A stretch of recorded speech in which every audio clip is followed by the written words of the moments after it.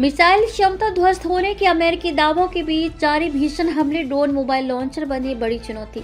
America और Israel का दावा है कि संयुक्त हमलों में ईरान की बैलिस्टिक मिसाइल और ड्रोन क्षमता को भारी नुकसान पहुंचा है और उसके कई लॉन्चर नष्ट कर दिए गए हैं। इसके बावजूद ईरान अब भी क्षेत्रीय देशों और इजरायल की दिशा में असरदार तरीके से मिसाइल और ड्रोन दाग रहा है। विशेषज्ञों के अनुसार ईरान की हमला क्षमता जरूर घटी है, लेकिन उसके पास अभी भी इतने हथियार और वैकल्पिक रणनीतियां मौजूद हैं कि वह सीमित लेकिन रणनीतिक हमलों के जरिए पूरे क्षेत्र में तनाव बनाए रख सकता है। अमेरिकी प्रशासन का कहना है कि अभियान एपिक फ्यूरी में ईरान की सैन्य क्षमताओं को गंभीर नुकसान पहुंचा है। ईरान की बैलिस्टिक मिसाइल क्षमता कार्यात्मक रूप से नष्ट हो चुकी है। उसकी नौसेना को युद्ध के लिहाज से अप्रभावी माना जा रहा है और अमेरिकी व इजरायली वायुसेना ने ईरान के हवाई क्षेत्र पर लगभग पूर्ण नियंत्रण स्थापित कर लिया है। अल जजीरा की रिपोर्ट के अनुसार इन दावों के बावजूद सोमवार को कतर ने घोषणा की कि उसने ईरान से दागी गई मिसाइलों को इंटरसेप्ट किया है। सऊदी अरब, संयुक्त अरब अमीरात और बहरीन ने भी मिसाइल अलर्ट जारी किए। अबू धाबी में एक मिसाइल की कार पर गिरने से एक व्यक्ति की मौत भी हुई। विशेषज्ञों के अनुसार इसकी वजह यह है कि ईरान की पूरी क्षमता खत्म नहीं हुई है।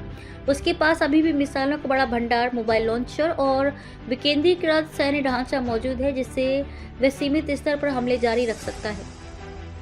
हमले कम हुए पर लगा रहा सटीक निशाना। रिपोर्ट्स के अनुसार हालांकि युद्ध के शुरुआती दिनों की तुलना में ईरान के हमलों में स्पष्ट कमी आई है।